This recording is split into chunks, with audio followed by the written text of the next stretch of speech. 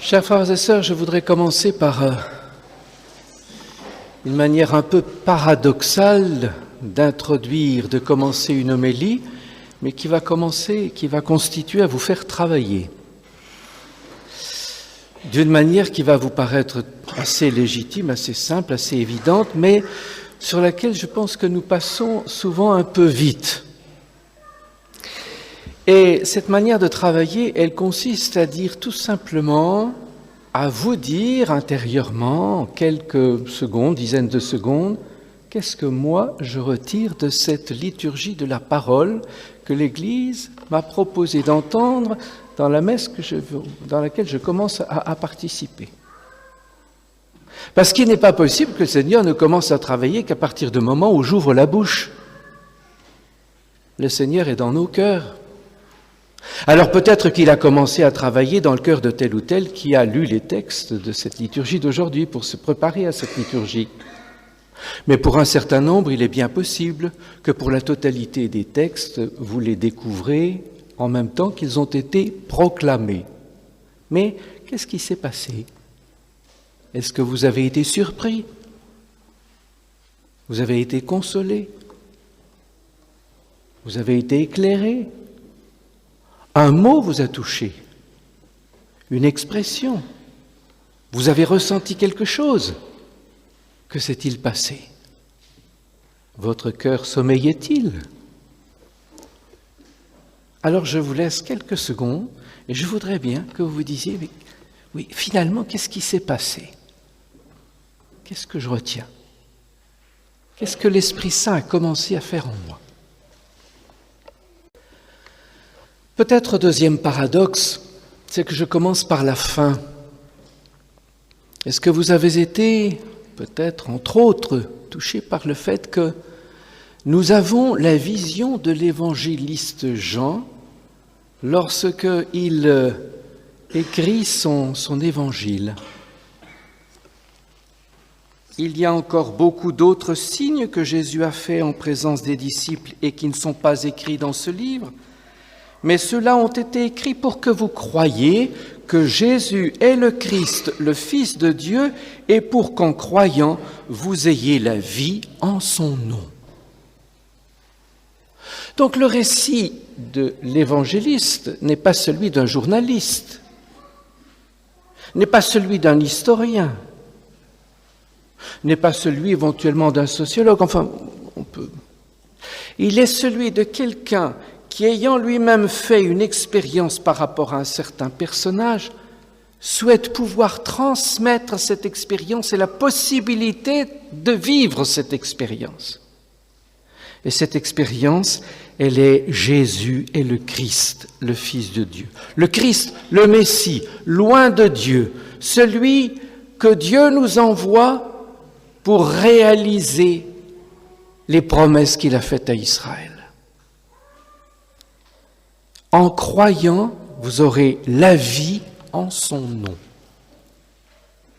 La visée de l'évangéliste Jean, c'est de nous mettre en rapport avec ce Jésus et par une certaine relation que nous saurons établir et nourrir avec lui, nous pourrons reconnaître qu'en lui est la vie et que donc vivre dans une relation, on va dire positive, vivante, active, renouvelée au fur et à mesure que le temps passe, nous sommes en contact, en relation avec Dieu et nous accédons à la vie.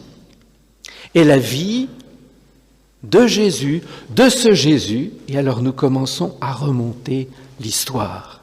De ce Jésus plus fort que la mort, de ce Jésus qui vient rejoindre nos doutes, de ce Jésus qui vient aussi nous rejoindre dans nos peurs, de ce Jésus qui vient nous relever alors que nous pouvons être enfermés, harassés, cassés, de ce Jésus qui vient nous dire que nous avons du prix aux yeux de Dieu, que nous sommes faits pour la vie. Et alors, nous reviennent à l'esprit ce que Jésus a pu dire. Il est venu aux noces de Cana. Il a rencontré cette Samaritaine, c'est toujours dans l'évangile de Jean tout cela. Hein. Il a rencontré la Samaritaine, et puis il a guéri l'aveugle-né, il a ressuscité Lazare, il a enseigné les foules, ses apôtres, et puis il leur a promis une force d'en haut. Voilà, celui dont Jean a fait l'expérience, il nous le présente et il nous dit, si nous voulons bien, les raisons pour lesquelles nous aussi nous pouvons faire cette expérience et les raisons pour lesquelles nous pouvons entrer dans la vie et nous pouvons aussi reconnaître qui est ce Jésus, non pas simplement un trublion d'une certaine période de l'Empire romain, non pas un sectaire du judaïsme, non pas d'autres choses encore, mais le Christ, le Fils de Dieu, Jésus, Dieu sauve. Alors, nous sommes ainsi invités à remonter l'histoire de ce Jésus. Contentons-nous de ce que nous disent les quelques versets qui précèdent cette vision cette vision. La vision nous est présentée dans l'Apocalypse, cette visée, on va dire, cette visée de l'évangéliste Jean. Qu'est-ce qui se passe? Il se passe que ce Jésus apporte à la fois quelque chose et donne part à une mission qu'il a lui-même reçue. Ce qu'il apporte, c'est la paix. Vous avez entendu à une reprise, puis une deuxième reprise, et comme en écho ce qui nous est dit dans l'Apocalypse, ne crains pas, la paix. On peut peut-être être étonné. Pourquoi? Parce que nous nous rappelons ceux à qui le Seigneur Jésus dit la paix. C'est une dizaine de bons hommes qui se sont débandés. Ils ont déguerpi. Lorsqu'on est venu arrêter Jésus, c'est parti comme une volée de moineaux. Bon, il y en a un qui est resté, deux qui sont restés. Mais il y en a un, alors même qu'il avait été prévenu. De fait, ironie. Une fois, deux fois, trois fois. Pourtant, Jésus l'avait prévenu. Pierre lui avait dit, je donnerai ma vie pour toi. Jésus lui dit, fais attention parce que viendra le moment où voilà, tu me renieras. Alors il y a le petit dernier, enfin celui qu'on dit le petit dernier, parce que bon, dans la tradition, il est vraisemblablement le plus jeune et celui qu'on retrouve dans l'évangile de Jean et celui qu'on retrouve à l'Apocalypse. Mais le plus jeune, alors lui, oui, il est fidèle. La jeunesse fidèle, je ne sais pas, on peut réfléchir là-dessus. Mais enfin bref, voilà. La paix à ces bons hommes qui se sont certes retrouvés le moment, enfin après la tempête, on pourrait dire, mais quand même, ils ne doivent pas être très paisibles en leur intérieur. Puis ils ne sont pas paisibles aussi pour d'autres raisons. C'est qu'ils se disent, non seulement on ne peut pas être fier vis-à-vis de Jésus, mais en même temps, on est quand même connus plus ou moins comme des gens des proches de Jésus qu'on a arrêté, qu'on a condamné, qu'on a mis à mort. Donc nous-mêmes, il faut la jouer modeste. Il faut être tranquille. Enfin, il ne faut pas se faire remarquer. Donc on s'enferme, on disparaît. Donc voilà un autre motif de peur. Et voilà que Jésus vient les rejoindre on pourrait dire dans ce lieu, dont les portes sont closes, mais dans ce lieu qui est aussi un lieu, on pourrait dire, psychique, moral, spirituel, d'enfermement, de crainte. Est-ce que ça n'est pas celui que nous pouvons connaître un peu, pour dire différents motifs, différentes raisons? Est-ce que nous-mêmes, nous ne sommes pas un peu enfermés dans certaines peurs? La peur de l'avenir, peut-être. La peur de notre vocation, quand est-ce que je vais la rencontrer ou quand est-ce que je vais le rencontrer? Je parle d'un éventuel conjoint, Je parle le Seigneur, vous avez déjà commencé à le rencontrer. Voilà. Mais et puis voilà, qu'est-ce qui va se passer? Les peurs parce que tel ou tel membre de la famille peut-être est en situation difficile. Puis peur pour l'avenir parce que cette société dans laquelle nous sommes, elle est par certains côtés bien inquiétante. Qu'est-ce qu'on va devenir? Qu'est-ce qu'on va devenir dans une société qui déstructure un peu les repères dont nous sentons bien que nous en avons quand même un peu besoin? Qu'est-ce que nous allons devenir devant une mondialisation qui réduit à peu les terroirs, les références qu'on peut avoir culturelles? Qu'est-ce qu'on peut devenir par rapport à des migrations qui sont déjà inquiétantes alors qu'on n'en est qu'au début de ce phénomène, puisqu'on sait nous dire par ailleurs qu'il y a des raisons climatiques qui vont entrer en ligne, pas simplement les questions de guerre, non, mais il y a des raisons climatiques qui vont amener des déplacements considérables de population. Qu'est-ce que ça va faire? Et puis, on était dans une terre catholique, on était dans une terre chrétienne, on en a ici des vestiges magnifiques, on les restaure même. Mais demain, déjà aujourd'hui, dans certains lieux, on se dit mais on n'est plus chez nous. On parle, même des chrétiens qui sont à quelques milliers de kilomètres, pas si loin que ça finalement, ils sont persécutés, ils sont renvoyés. Ou bien on leur dit tu te convertis, ou bien semble-t-il on les met à mort comme le Seigneur. Bref, les raisons pour lesquelles nous pouvons être enfermés, craintifs, sont je ne vais peut-être pas dire nombreux, mais enfin ils existent. Et peut-être qu'il nous frappe, nous personnellement. Et voilà que quelqu'un vient, comme aux apôtres, nous dire, la paix soit avec vous. Et comme il le dit plusieurs fois, ça veut dire qu'il faut pas se dire, d'accord, on passe l'éponge, et puis, enfin, vous voyez, on peut se reprocher par rapport à Dieu, parce que parfois, on n'est pas si, on renie, on ne sait pas parler, on ne sait pas défendre notre foi chrétienne, en témoigner, etc., etc. Voilà que c'est pas simplement ça, un coup d'éponge. C'est une paix profonde dont le Seigneur veut nous habiter. Une paix qui nous vient du prix que nous avons aux yeux de Dieu. Une paix qui nous invite non pas à regarder simplement les vents contraires qui nous menacent et qui nous font douter, mais Jésus, qui par amour pour son Père et par amour pour nous, a été victorieux. C'est la signification et la réalité qui découle, qui est celle de la résurrection. La mort est vaincue. La mort, pas la mort biologique, ou pas seulement. La mort, ce fracassement, je ne sais pas comment dire, pour que ce soit vraiment de ce que sont nos relations, nos espérances, nos projets merveilleux, nos amours, nos amitiés, notre joie d'exister, ou notre désir peut-être d'exister mieux, de réparer, enfin, etc., etc. Le Seigneur vient rejoindre tout cela, il vient nous dire une paix qui vient de Dieu. Et donc, qui est une paix qui peut habiter nos cœurs alors même que les motifs humains d'inquiétude peuvent exister, peuvent perdurer. La paix de Dieu. Puis ça n'est pas tout.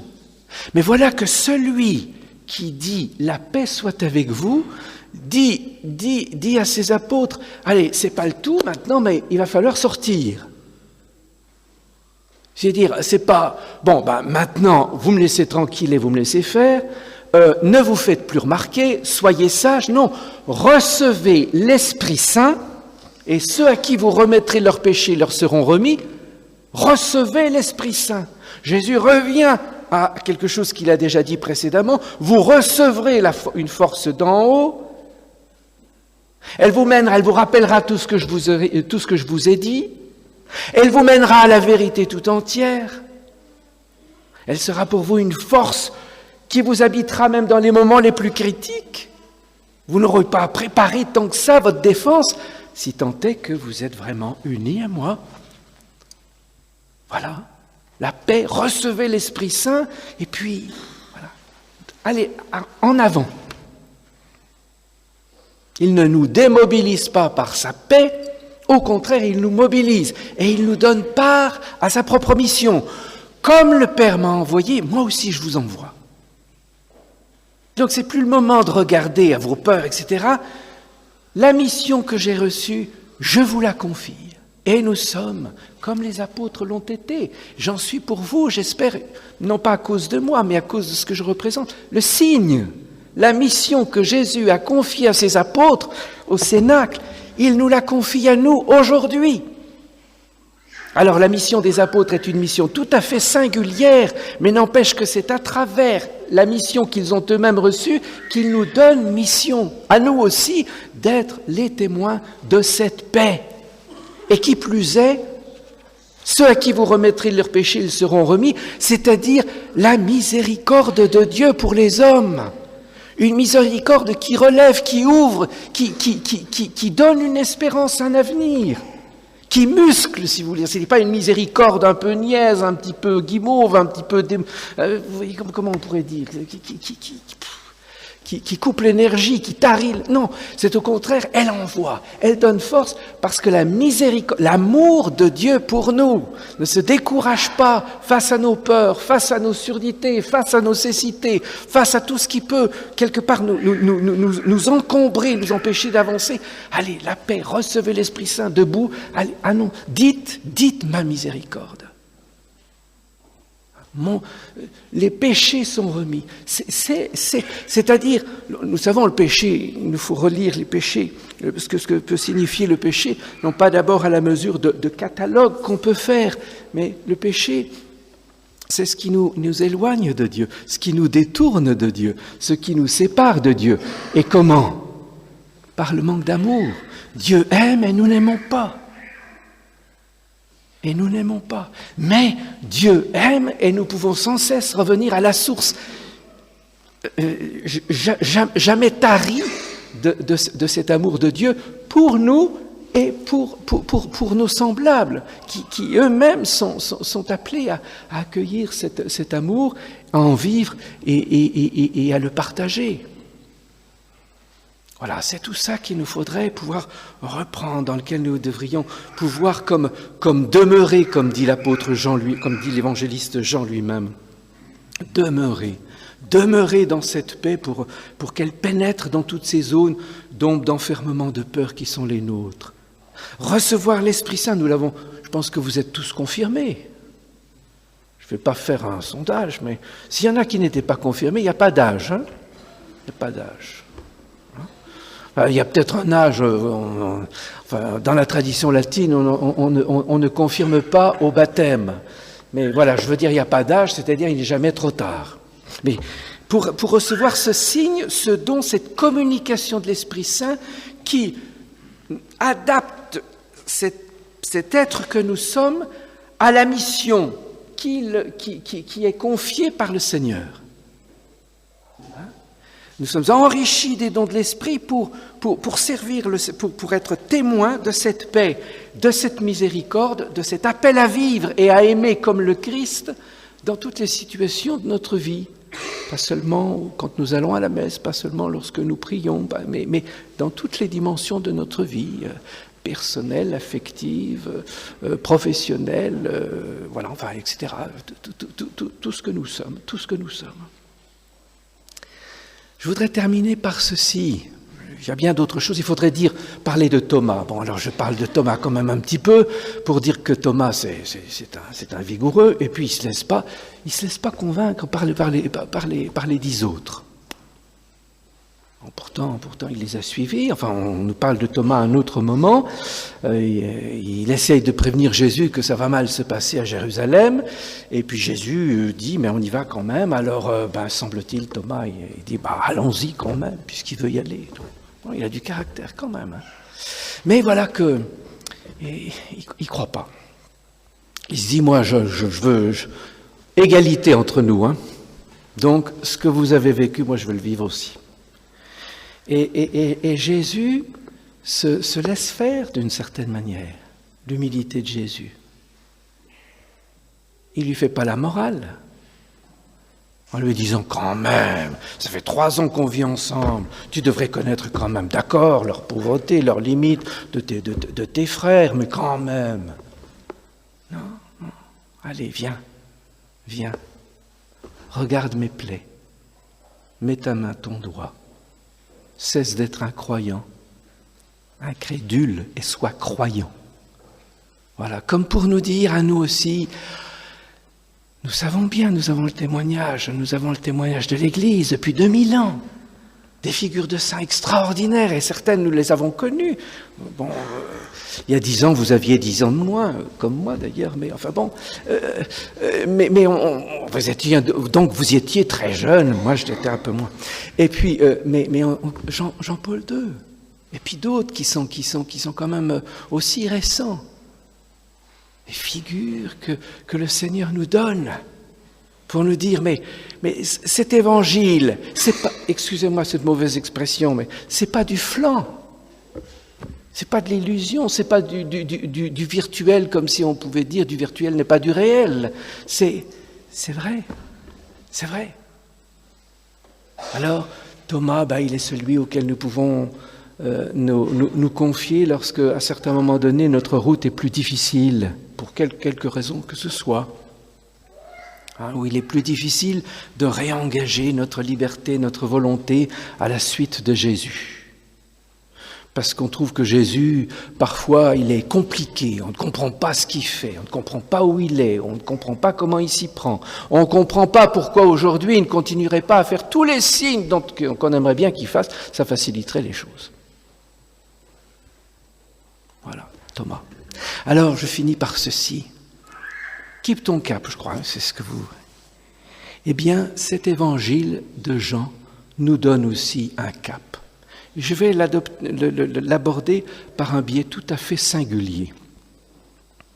Vous avez entendu au début de l'évangile qui nous est dit ceci, c'était après la mort de Jésus. Le soir venu, en ce premier jour de la semaine, alors que les portes du lieu où se trouvaient les apôtres étaient verrouillées par crainte des Juifs, Jésus vint et il était là au milieu d'eux.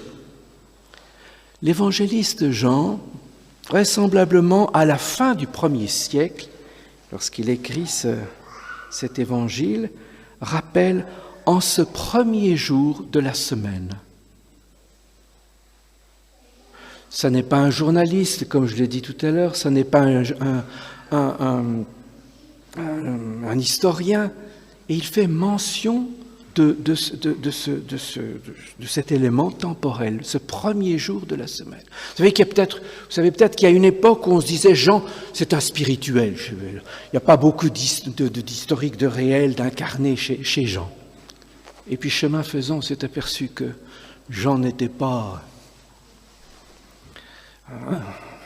quelqu'un qui était évaporé, si vous voulez dire. Il était bien réel. Et il nous dit ici, en ce premier jour de la semaine. Cela signifie quoi? Cela veut dire qu'il s'adresse aux communautés pour leur dire « Nous nous réunissons, nous aussi, parce que nous le savons par d'autres écrits, nous nous réunissons le premier jour de la semaine. » Ce premier jour de la semaine, ce n'est pas le jour des Juifs. Les Juifs se réunissent le dernier jour de la semaine, au jour où Dieu se repose, après la création. Nous, c'est au premier jour de la semaine, le jour d'une création nouvelle, celle qui est inaugurée par la résurrection du Seigneur. Et c'est elle qui nous introduit dans la vie. Et donc il rappelle, vous voyez, ce que nous faisons aujourd'hui, en réalité, c'est le Seigneur qui nous en a donné, je dirais, comme le fondement. C'est lui qui s'est manifesté le premier jour de la semaine à ses apôtres. Et puis, une première fois, mais aussi 8 jours plus tard. Et nous savons donc que le dimanche, il est d'institution, on pourrait dire, de Jésus et apostolique. Et quand l'Église nous invite aujourd'hui à nous retrouver le dimanche, elle nous invite tout simplement à nous rappeler un fondement voulu par Jésus. Jésus, au jour même où il veut donner la paix, donner l'esprit, envoyer participer à sa mission ceux qui veulent bien accueillir et sa paix et l'esprit, il veut le faire encore aujourd'hui. Aujourd'hui encore, lorsque nous nous rassemblons, eh bien, nous sommes ceux qui nous inscrivons dans une tradition, mais vous voyez quelle tradition. Et pourquoi ? Parce que dans l'Eucharistie, nous est donnée la paix. C'est comme ça que que je vous salue au nom du Seigneur qui a confié cette mission à ses apôtres et à leurs successeurs. Je vous ai donné la paix. Recevez l'Esprit Saint, nous l'avons invoqué, nous l'invoquerons dans la prière eucharistique. Et puis cette participation à la mission, eh bien, il est vrai que si, lorsque nous quittons cette magnifique église, nous sortons dehors et nous nous disons simplement « Ouh, il fait plus chaud dehors que dedans », ce sera vrai, mais peut-être que quand même il y a d'autres fruits à l'Eucharistie que nous aurons célébrés, que le froid qui peut-être nous bon. Donc, ça veut dire que ce que nous aurons vécu, célébré, entendu, fait, ce que nous aurons pu dire dans ces quelques moments de silence que nous pouvons à certains moments donnés avoir, si ça ne produit pas quelque chose à l'extérieur, alors on est dans le rite. Alors ça peut rassurer. J'ai eu ma messe, je suis rassuré. D'accord. Mais si j'ai eu ma messe, c'est bien parce que le Seigneur a voulu nous rassembler, premier jour de la semaine, mais c'est pour faire quelque chose avec nous. C'est pour renouveler notre relation avec lui. C'est pour nous recommuniquer, entre guillemets, sa vie. C'est pour que sa vie en nous puisse faire que nous puissions être les bénéficiaires de la paix, mais aussi les serviteurs de la paix de Dieu. Les porteurs de l'Esprit Saint, mais pour dire la miséricorde de Dieu, comme le pape François nous le dit d'une manière plus forte, encore plus vigoureuse, etc., pour que cette vie du Christ, le Fils de Dieu, le Christ, le Fils de Dieu, pour que sa vie, sa résurrection agisse et féconde notre vie et agisse à travers toute notre vie. Seigneur Jésus, nous voulons ensemble te glorifier pour ta résurrection. Oh, il y a bien des choses qui nous dépassent. Et il y a bien des limites que nous pouvons mettre de notre intelligence ou de notre liberté à accueillir cette bonne nouvelle. Mais dans cette Eucharistie où tu nous rassembles ce matin, nous voulons te redire notre joie de te connaître et de t'aimer déjà. Comme tu as su le faire en tes apôtres, en Thomas, renouvelons-nous et la paix et l'espérance et la force de l'amour grâce à ton Esprit Saint. Nous voulons te redire, Seigneur, comme Thomas, mon Seigneur et mon Dieu, non pas simplement pour nous rassurer psychologiquement, mais pour vivre comme tes apôtres, comme François, le pape François, comme Saint Jean-Paul II, comme les saints, comme tous les chrétiens que l'Église nous présente en modèle, l'ont manifesté, ont su le vivre. Seigneur, accueille-nous, voulons être tes amis. Accueille-nous, renouvelons-nous l'Esprit Saint. Envoie-nous.